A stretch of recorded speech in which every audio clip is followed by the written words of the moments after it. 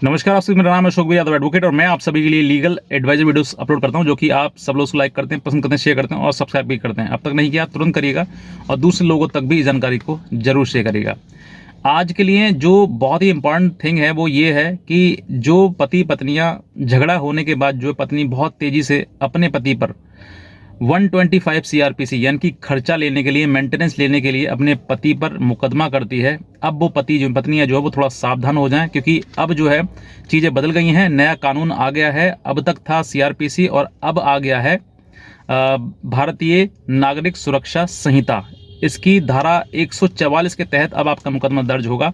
अब मुकदमा में बहुत सारी चीज़ें अपडेट कर दी गई हैं, बहुत सारे बदलाव कर दिए गए हैं, जो कि पति के लिए बहुत ही ज़्यादा अच्छे हैं और पत्नी के लिए भी अच्छे हैं। लेकिन जो पत्नी सही का मुकदमा करेगी, मतलब वाकई उसको मेंटेनेंस लेने की आवश्यकता है, वो जो महिला है जो वो अपना खर्च स्वयं नहीं चला सकती है या फिर अपने आप को मेंटेन नहीं कर सकती है, उसी महिला के लिए मेंटेनेंस दिया जाएगा।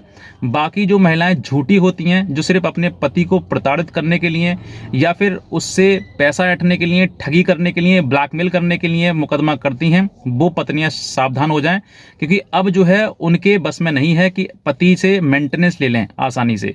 अब जो है वो हर चीज एक स्पष्ट पारदर्शी रूप से कोर्ट में रखी जाएगी कि पत्नी का पक्ष ये है, पति का पक्ष ये है, तभी आपको मेंटेनेंस दिया जाएगा। ऐसा नहीं है कि धूल में लठ मार दिया, जो मर्जी वो लिख दिया मुकदमे में और उसके आधार पर पति के ऊपर मेंटेनेंस बांध दिया लंबा चौड़ा और फिर पति जो है वो उसके नीचे दब गया, पिस गया।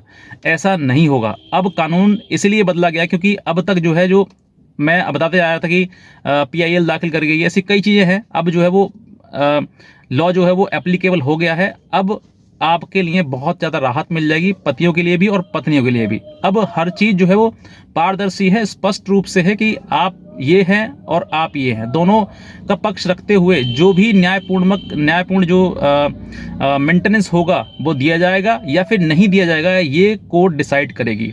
अब बात करते हैं कि जो एक्ट बना है, यानी कि भारतीय नागरिक सुरक्षा संहिता जो बनाई गई है, उसमें कौन सा ऐसा नियम बनाया गया है जिसके आधार पर जो है पत्नी मेंटेनेंस लेने के लिए अब ज़्यादा दिक्कतों का सामना करना पड़ेगा, क्योंकि जो महिलाएं झूठे आरोप अपने पति पर लगा देती थी, अब उन सभी झूठे आरोपों को साबित करना पड़ेगा।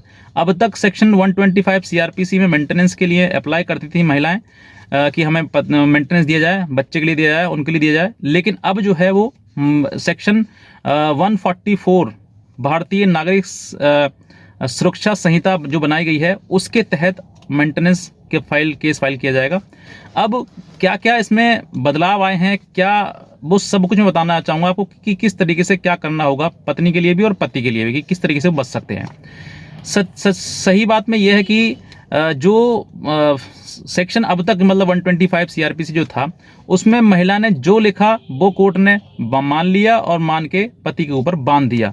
लेकिन अब ऐसा नहीं होगा। एक होता है ना कि जो चीज़ चल रही है, जो लिख दिया उसने वो सच है, ऐसा नहीं होगा। अब महिला सेक्शन 125 सीआरपीसी में जो भी अपनी कहानी बताती है, वो सबसे पहले उसमें जितने भी एलिगेशन लगाए गए हैं कि मुझे मारता था, पीटता था, घर से बाहर निकाल दिया, दहेज मांगता था, प्रताड़ित करता था, ये सारी चीज़ें जो उसने कही हैं, उन सभी चीज़ों को प्रूफ करना पड़ेगा कि आप वाकई ऐसी परिस्थिति आपके सामने आई कि आपका वहाँ रहना दुश्वार हो गया, आप नहीं रह सकती हैं। पहला कारण ये है। दूसरा, जो महिला अपने घर रह रही है, मतलब मायका ससुराल छोड़कर मायके में रह रही है, तो वो कारण क्या है उसका, वो स्पष्ट करे कि कारण क्या है उसका, क्यों रहना चाहती है, क्यों अपने पति के साथ नहीं रह रही है और अब जो है वो अपने मायके में रह रही है, तो वो ऐसा क्या कारण है कि जिस वजह से वो रह रही है, ये कारण बिल्कुल स्पष्ट रूप से बताना पड़ेगा। दूसरा इसमें है कि अगर पत्नी मेंटेनेंस करती है तो पत्नी की भी जो इनकम है उसकी वो भी देखी जाएगी कि पत्नी जो है वो क्या कमाती है, कमाने में सक्षम है कि नहीं है, क्या वाकई उसके पास कोई प्रॉपर्टी, कोई सोर्स ऑफ इनकम नहीं है, ऐसा वो उसके बताना पड़ेगा। तभी वो इस चीज़ को प्रूव कर पाएगी कि अगर उसके पास ऐसी कोई प्रॉपर्टी या फिर कोई ऐसा कोई सोर्स ऑफ इनकम नहीं है जिससे उसके पास कोई भी इनकम हो सके, तो वो जो पत्नी जो है वो हकदारी होगी मेंटेनेंस लेने की, वरना नहीं होगी। अगर वो ऐसा करती है, उसे बताती है तो। अब ऐसा बताना और फिर इसमें सच और झूठ भी तो होगा ना, क्योंकि ऐसा नहीं कि भाई पत्नी ने बता दिया तो वो सबको सच मान लिया गया, उसको भी वेरीफाई किया जाएगा कि वाकई ये सच है या झूठ है। अगर वो झूठी निकलती है तो वो on the spot he dismiss हो जाएगा। तीसरा आता है कि पढ़ी लिखी महिला, यानी कि जो पत्नी, क्योंकि बहुत सारी ऐसी महिलाएं भी हैं जो काफ़ी पढ़ी लिखी हैं, बीए, बीकॉम और MSc, BSc, MCA, MBA, BEd वगैरह सब कर रही हुई हैं, लेकिन फिर भी कोर्ट में आकर ये कहती हैं सर हम तो गृहिणी हैं, हम तो कुछ कर नहीं पाते हैं, हम तो लाचार हैं। तो ऐसा जो है, महिला को ऐसा नहीं सिर्फ मुंह से कहने से उसके मान लिया जाएगा, उसको ये बताना पड़ेगा कि आप पढ़ी लिखी हैं कि नहीं है, आपकी शैक्षणिक योग्यता क्या है। आपकी अगर शैक्षणिक योग्यता BA LLB है तो ये कोर्ट स्वतः ही मान लेगा कि आप पढ़ने में या उसमें काम करने में योग्य हैं, सक्षम हैं, या फिर आप उसको जानबूझ कर आप काम नहीं करना चाहती हैं।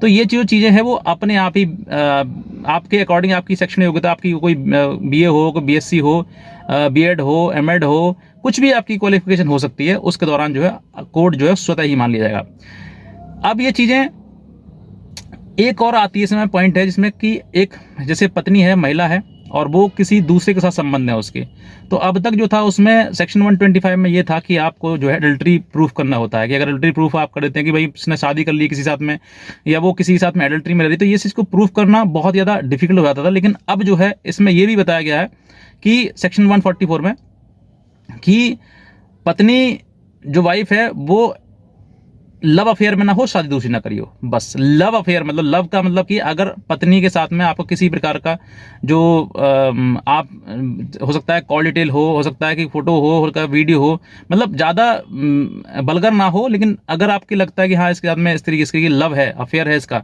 तो आप अगर इतना भी आपने प्रूफ कर दिया तो वो मेंटेनेंस की हकदारी नहीं होगी। ये स्पष्ट रूप से 125 में बताया गया है। अब इसमें अब ये चीज़ें हो गई, ये हो गई महिला के लिए। अब पति की बात कर लेते हैं, क्योंकि पति के पास, क्योंकि इसमें ये भी बताया गया कि अगर पत्नी या फिर पति कोई भी हो, अगर पत्नी ज़्यादा कमाती है, पति कम कमाता है, तो वो भी लायबल है कि भाई पति को भी मेंटेनेंस दिया जाए। ये भी चीज़ें हैं। तो इसमें पति अगर अपने आप को इसी चीज़ में, मतलब सेक्शन 144 की बात करता हूँ मैं, 144 में अगर पति अपने आप को ये साबित कर देता है कि वो बेरोजगार है, वो कुछ कमाने में सक्षम नहीं है, या शरीर से किसी प्रकार विकलांग है, या कुछ और उसको डिसीज़ है इसकी जिस वजह से वो कुछ काम करने में सक्षम नहीं है, तो पत्नी को मेंटेनेंस नहीं देना पड़ेगा। ये सेक्शन 144 में है। दूसरा वो बेरोजगार हो गया। तीसरा अपनी पत्नी पर वो पति भी केस कर सकता है इसके रिगार्डिंग कि भाई हमें भी मेंटेनेंस चाहिए। उसमें हिंदू मैरिज एक्ट में सेक्शन 24 भी बताया गया है कि भाई पत्नी अगर कमाती ज़्यादा है और पति कम कमाता है तो मेंटेनेंस पति को भी बनता है कि पति को भी मेंटेनेंस दिया जाए। अब इसमें मैं एक सुप्रीम कोर्ट की जो लैंडमार्क जजमेंट है रजनीश वर्सेस नेहा, इसका भी नाम लेना चाहूँगा, क्योंकि इसमें भी बहुत सारी चीज़ें कही हैं कि अगर पत्नी अनेबल है, मतलब खुद को मेंटेन करने में सिर्फ, और जो महिला सक्षम है वो कमा नहीं सकती है किसी प्रकार से, तो उसी को दिया जाएगा मेंटेनेंस जो है, बाकी हर महिला को नहीं।